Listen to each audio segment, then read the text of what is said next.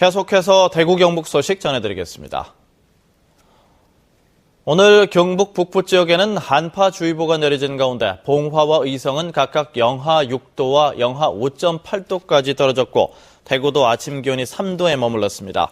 오늘 낮 최고 기온은 대구 12도 등 9도에서 13도의 분포로 어제와 비슷하거나 조금 높겠지만 바람이 강하게 불어서 체감 온도는 더 낮겠습니다. 내일도 아침 기온은 대구가 0도에 머무는 등 초겨울 날씨가 이어지다 낮부터 기온이 점차 오를 것으로 보입니다.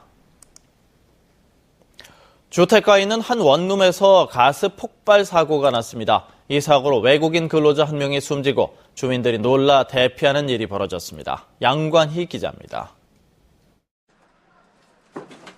철제문이 종이장처럼 구겨졌습니다. 콘크리트 벽은 쓰러질 듯 기울었고 온갖 파편들로 복도는 아수라장으로 변했습니다. 경북 칠곡군 석저급의 한 원룸에서 엄청난 굉음과 함께 가스가 폭발한 것은 어제 오후 6시쯤. 이 사고로 이곳에 살던 외국인 근로자 한 명이 숨졌습니다. 인근에 있는 사람들은 지진 났는 줄 알았어요, 처음에는. 지진 났는 줄 알아가지고 나왔는데 지진은 아니고 여기 보니까 가스 폭발 같아가지고 119에 전화해서 가스 폭발의 충격으로 사고 지점에서 20m 떨어진 이곳까지 냉장고가 날아오기도 했습니다. 유리창, 냉장고, 오만 거 다 날아왔다고. 저 집 앞에 한번 가봐요. 엉망진창이라.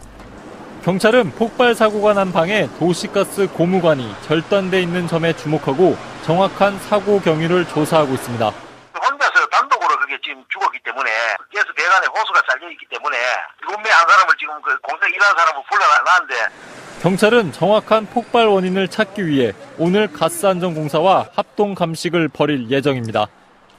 MBC 뉴스 양관입니다. 중학교 3학년과 고등학교 1, 2학년 학부모를 대상으로 한 대학 입시 설명회가 열립니다. 대구시 교육청은 오늘 오전 10시 반 교육청 대강당에서 2014학년도 이후 대입의 향방과 2017학년도 대학 입시에 관한 학부모 설명회를 엽니다. 이번 설명회는 특히 중3 학부모들이 변화하는 대입 전형을 바탕으로 고등학교 선택과 관련한 다양한 정보가 제공될 예정입니다. 경북교육청은 내년도 예산안을 올해보다 1.4%가 인상된 3조 3,700여억 원 규모로 마련했습니다. 만 3세에서 5세 누리과정 학비 지원은 올해보다 610억 원이 늘어난 1,634억 원을 편성했고 학교 수용시설 확충도 144억 원이 늘어난 604억 원을 편성했습니다. 그러나 방과 후 학비 지원은 올해보다 169억 원이 줄어든 496억 원만 반영했고 올해보다 외국어 교육 지원비는 102억 원, 급식 환경 개선비 161억 원, 교육시설 개선비도 166억 원이 줄었습니다.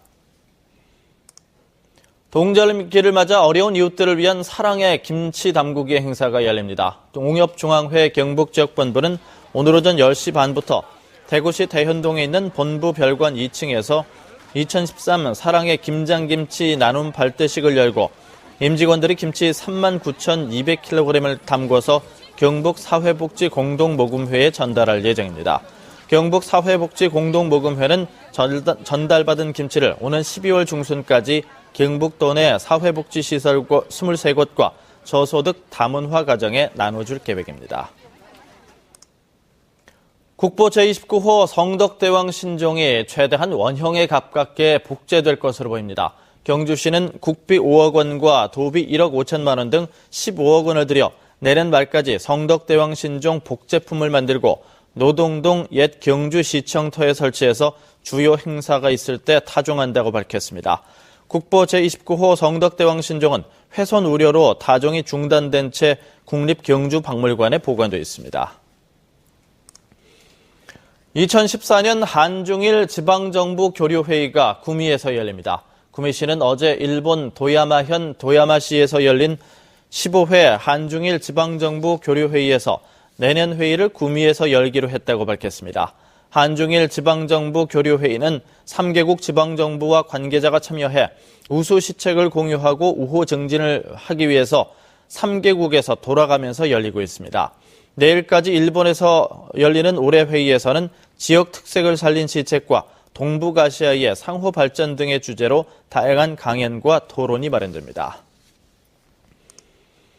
대구지방법원은 정부의 저금리 햇살론 대출이 가능하도록 대출 기록을 삭제해 신용 등급을 높여주겠다고 속여서 70여 명으로부터 전산 작업비 명목으로 1억 원을 가로챈 혐의로 기소된 39살 김 모 씨에게 징역 1년을 선고했습니다. 재판부는 김 씨가 정부 정책을 사기의 대상으로 삼아 죄질이 나쁘고 피해자가 많아 이같이 선고했다고 밝혔습니다.